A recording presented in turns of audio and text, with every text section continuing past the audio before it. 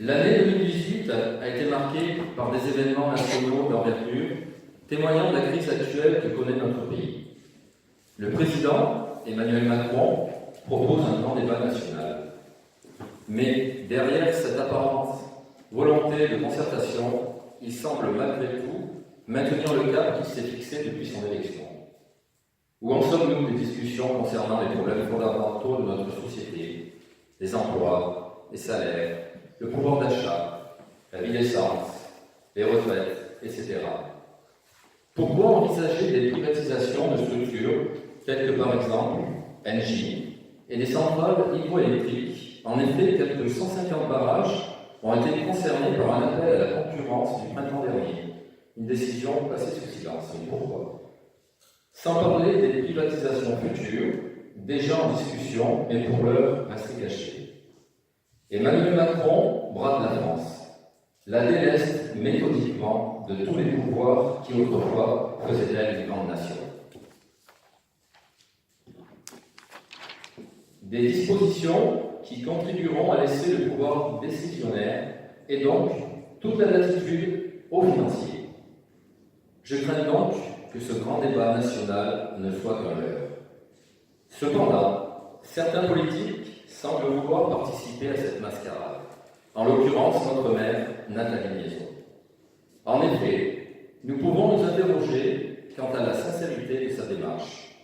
Rappelons qu'elle a proposé le 26 janvier une réunion publique ainsi qu'une permanence durant laquelle elle a reçu ses administrés. Réelle volonté de concertation ou plutôt stratégie politique?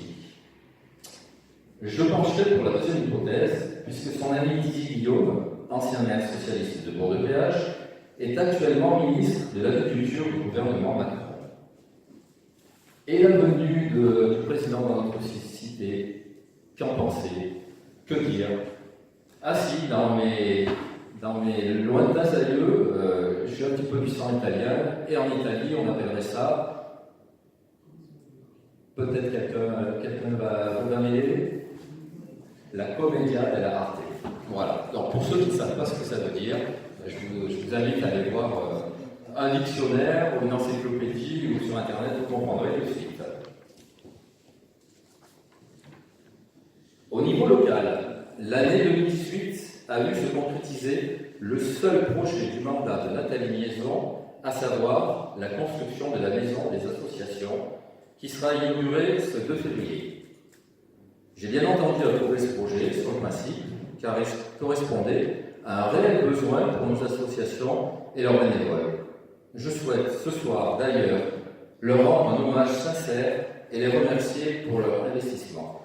Il faut savoir remercier les bénévoles qui passent beaucoup de temps, et c'est vrai que c'est un investissement en temps et c'est important pour notre collectivité. Je rappelle que le montant de cette réalisation est tout de même de 3 millions d'euros.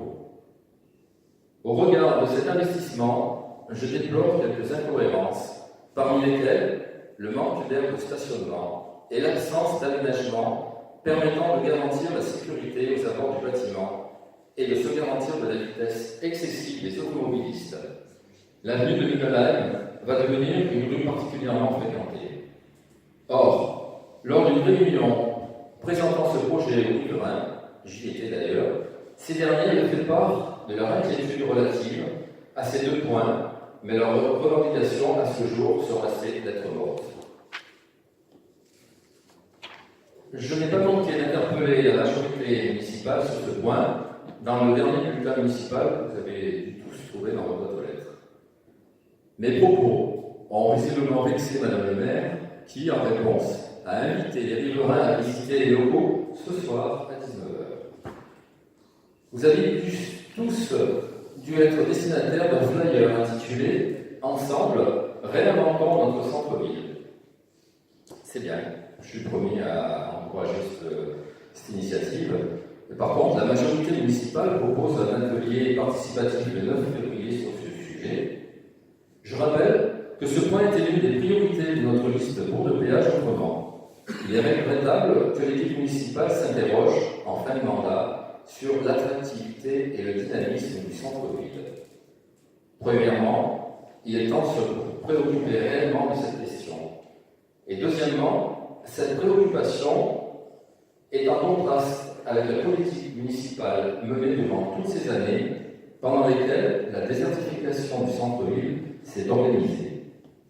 Et ce n'est pas terminé, puisque le centre auto, nous sommes ce soir réunis, qui initialement devait être réhabilité, ne le sera pas. En effet, il est prévu la construction d'une nouvelle salle de spectacle sur l'ancien tellement Gédimat face à Jean Casino. On peut donc légitimement s'interroger sur la nouvelle destination de ce centre auto. Et surtout, pourquoi avoir choisi cet emplacement pour la salle de spectacle? La surface sera-t-elle suffisante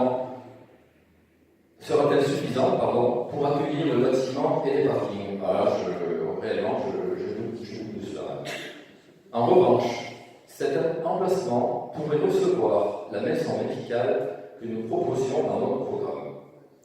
La santé n'est visiblement pas la priorité de Madame le maire, puisqu'elle n'a pas soutenu un projet d'initiative privée par soi-disant manque de terrain. Et bizarrement, on a trouvé du terrain pour faire une salle d'attente. Et elle s'est réjouie de la construction d'un tel établissement à Pizançon. Tant mieux pour les gens de Pizançon, mais voilà, pour le péage, nous attendons. Une telle décision suscite des interrogations, a fortiori, quand on sait que Madame le maire se dit proche des personnes âgées, principalement concernées par ce service. Je vous informe que, en 2020, cette maison médicale, située sur le territoire de Bourg-de-Péage, fera à nouveau partie de nos priorités, puisque vous l'avez vu dans la presse, je suis candidat aux prochaines élections municipales. Une maison médicale s'installe sur une autre commune, l'haltérophilie péageoise, qui quitte également la commune, faute de structure, d'accueil malgré la tentative d'intervention.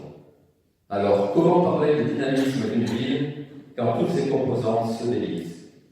À l'image des pouvoirs du maire, dont une partie conséquente des compétences est transférée à la communauté d'agglomération Valence-Provence-Aglo.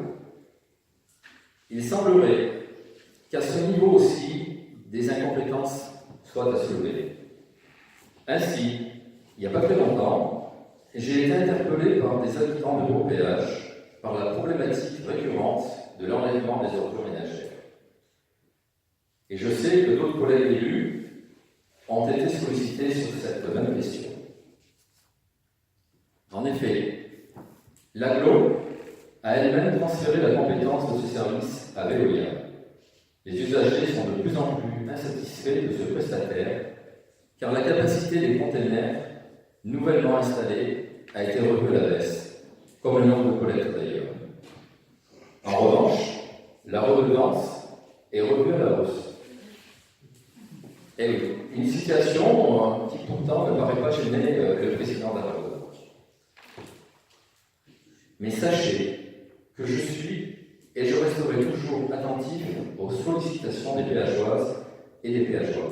Il y a des gens dans l'assistance qui m'ont demandé de les aider. Quand je peux le faire, c'est avec grand plaisir. Avant de lever le verre d'amitié et de partager la galette, je vous adresse tous mes vœux pour cette nouvelle année. Que 2019 vous apporte joie, bonheur, santé, travail et sérénité, ainsi qu'à tous ceux qui vous sont proches. Merci à vous.